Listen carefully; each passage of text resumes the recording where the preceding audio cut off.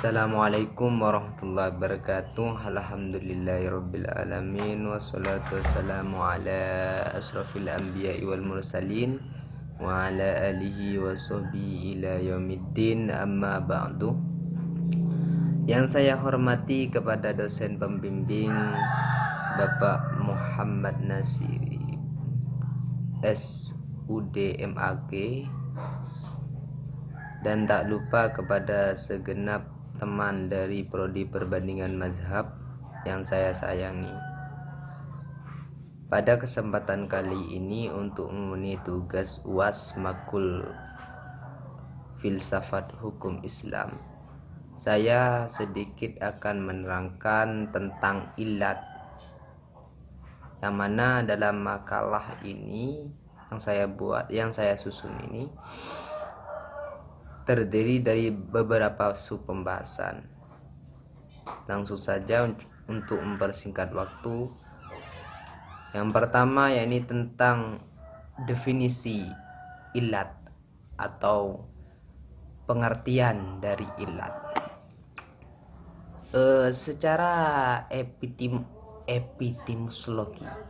Secara etimologi, ilat berarti nama bagi suatu yang menyebabkan berubahnya keadaan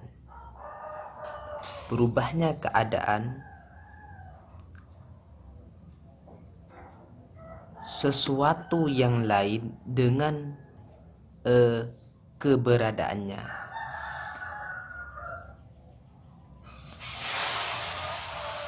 Adapun secara terminologi, menurut beberapa ahli, ilat ini adalah suatu sifat yang nyata, yang terang, tidak bergeser-geser, yang dijadikan pengantungan sesuatu hukum yang ada munasabah antaranya dengan hukum itu. Sedangkan menurut Asy-Syaitibi, mendefinisikan ilat ialah sebagai kemaslahatan atau kemanfaatan yang dipelihara atau diperhatikan syara di dalam menyuruh suatu pekerjaan atau mencegahnya. Kemudian menurut mayoritas ulama Hanafiyah dan sebagian ulama Hanabilah dan Imam Baidawi, mereka mendefinisikan ilat dengan yakni suatu sifat yang berfungsi sebagai pengenal bagi suatu hukum. Sedangkan menurut Al-Ghazali, ilat adalah suatu sifat yang ada pada asal, yang sifat itu menjadi dasar untuk menetapkan hukum asal serta untuk mengetahui hukum pada farok yang belum ditetapkan hukumnya.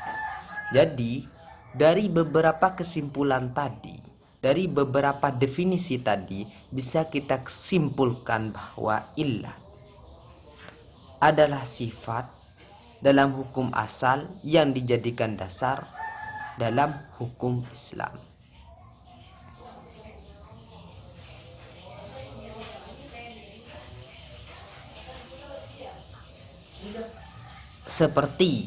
Contohnya seperti memabukkan. Kata memabukkan ini adalah sifat yang terdapat pada khamr,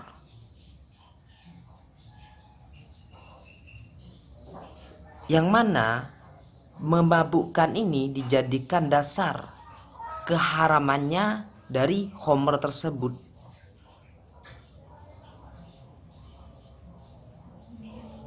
Dengan kata memabukkan ini bisa diketahui wujudnya dari keharaman dalam setiap arak yang memabukkan. Jadi ilat dari diharamkannya khamr ialah memabukkan. Kemudian syarat-syarat ilat. Di sini para ulama sepakat bahwa syarat-syarat ilat ini terdiri dari 4. Yang pertama yakni hendaknya ilat tersebut merupakan sifat yang nyata, yakni bersifat material yang bisa dijangkau oleh panca indera yang lahir.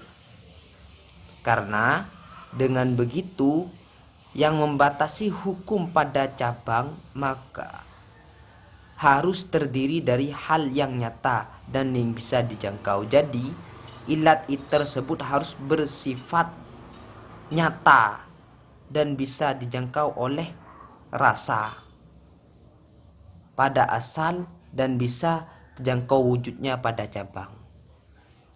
Kemudian syarat yang kedua yaitu hendaknya ilat tersebut merupakan sifat yang pasti, yakni tertentu dan terbatas. Dapat dibuktikan wujudnya pada cabang dan membatasi atau karena terdapat sedikit perbedaan karena asas kias.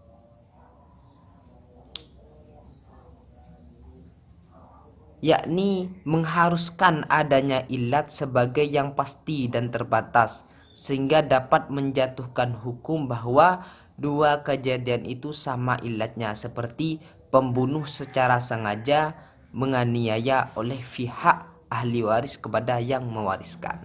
Ini contohnya. Kemudian yang ketiga, yakni hendaknya merupakan sifat yang sesuai, yakni terdiri dari tempat dugaan mewujudkan hikmah hukum tersebut. Artinya bahwa hubungan hukum dengan sifat itu dalam ada dan tidak adanya harus diwujudkan apa yang menjadi tujuan pembuatan hukum dalam membentuk hukum dari segi menarik keuntungan atau menghindari bahaya. Karena yang memotivasi secara hakiki dan tujuan utama dalam membentuk hukum adalah hikmahnya dari hukum tersebut. Jadi bisa disimpulkan tidak patut menjadi ilat hukum jika tidak sesuai dengan hakikat hikmah hukum tersebut. Kemudian adapun syarat yang keempat yaitu hendaknya tidak merupakan sifat yang terbatas pada asal. Artinya harus sifat yang dapat diwujudkan pada beberapa individu dan bisa didapati pada selain asal.